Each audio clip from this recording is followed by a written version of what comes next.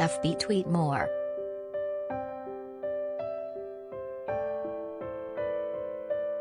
Pinterest email send text message print comment.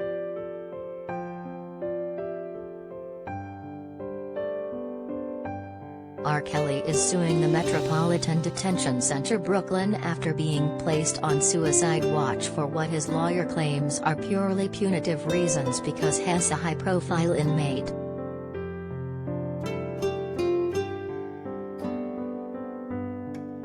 The I Believe I Can Fly singer, 55, was sentenced to 30 years in prison Wednesday following his conviction for racketeering and sex trafficking last fall.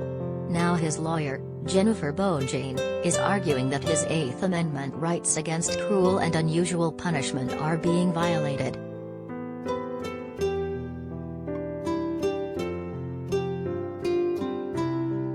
MDC has a policy of placing high-profile individuals under the harsh conditions of suicide watch whether they are suicidal or not. This was done recently with Ghislaine Maxwell, Bongine told People in a statement.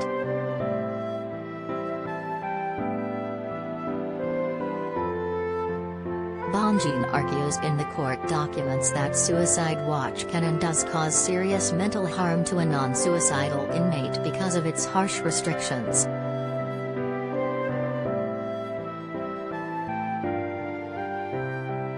Inmates are stripped of their clothing and underwear and dressed in a smock made of material that is akin to the material that moving companies use when wrapping furniture, the complaint alleges. They cannot shower or shave, and are sometimes not even afforded toilet paper. Meals are not provided with utensils, forcing inmates to eat with their hands. They have no ability to consult with loved ones or supportive figures.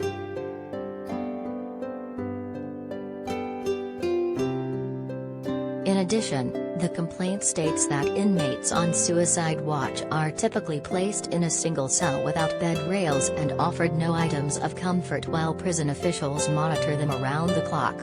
According to the complaint, the inmates do not receive psychiatric care.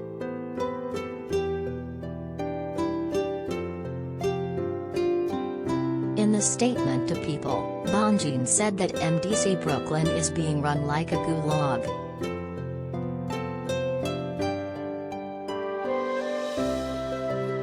My partner and I spoke with Mr. Kelly following his sentencing, she wrote. He expressed that he was mentally fine and only expressed concern that even though he was not suicidal, MDC would place him on suicide watch, as they did following the guilty verdict.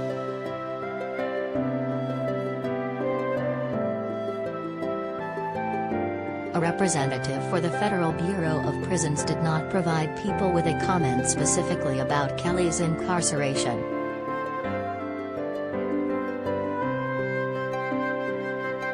For safety and security reasons, the Bureau of Prisons, BOP, does not provide information about conditions of confinement or internal security practices for any particular inmate, reads a statement from the BOP provided to People.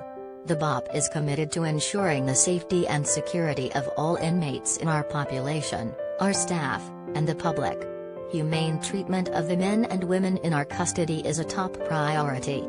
The BOP does not comment on pending litigation or matters that are the subject of legal proceedings.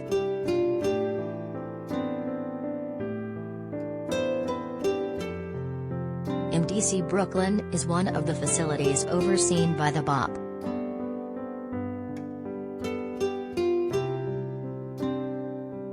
Kelly faced a minimum sentence of 10 years and a maximum sentence of life in prison. Prosecutors had requested at least 25 years in their sentencing memo, pointing to the seriousness of the offenses, the need for specific deterrence, and the need to protect the public from further crimes.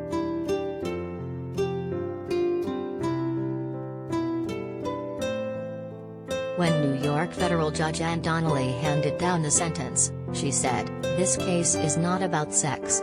It is about violence, cruelty, and control."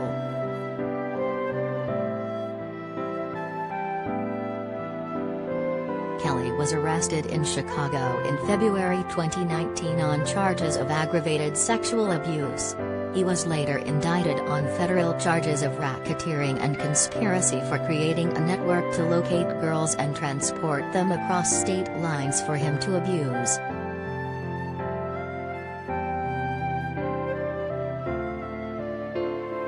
Kelly's predatory behavior toward women and underage girls is chronicled in Chicago reporter Jim DeRogatis' 2019 book Soulless: The Case Against R. Kelly and Lifetime's 2019 Surviving R. Kelly documentary series.